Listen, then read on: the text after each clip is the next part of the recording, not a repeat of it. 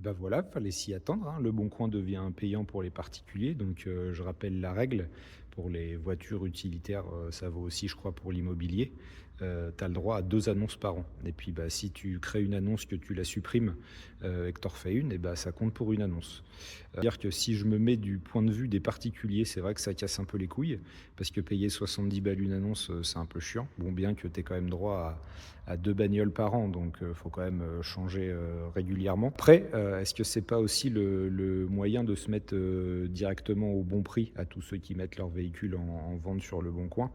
Où c'est vrai que des fois, les prix du marché sont pas forcément respectés, donc tu as le droit de tenter de la mettre, un peu haute et puis, de supprimer ton annonce et de la remettre à un autre tarif un peu plus bas. Mais là, tu auras un peu moins le droit à l'erreur, sinon ça va vite te coûter des 70 balles par 70 balles. Donc ça peut être pas mal, de mettre toutes les chances de son côté dès le début, avec des belles annonces, un beau descriptif et puis surtout, un prix de vente correct.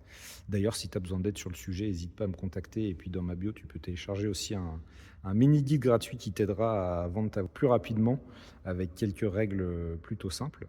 Et si je me place du point de vue des professionnels comme moi, bah, nous, de toute façon, on payait déjà les annonces 70 balles. Après, par contre, c'est vrai que ce qui est bien, c'est qu'il y avait des petits malins, en fait, qui étaient des pseudo-pros, qui mettaient des annonces en tant que particulier. Donc, bah, ça, c'était pas très sport. Puis surtout que derrière, ça laisse penser que est-ce que c'est déclaré?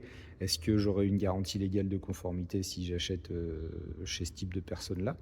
Donc ça, pour le coup, ça remet tout le monde sur le même pied et c'est pas mal.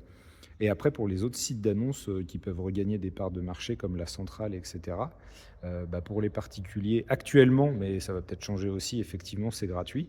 En revanche, pour les pros, ça coûte aussi un peu d'argent hein, d'avoir une vitrine, par exemple, sur la Centrale et de balancer des annonces. Donc je ne sais pas trop quoi en penser. Donc dites-moi en commentaire, et les pros de l'auto et les particuliers, bah, vous, ce que vous pensez du sujet. Et puis surtout, bah, tu penses à t'abonner. Allez, ciao.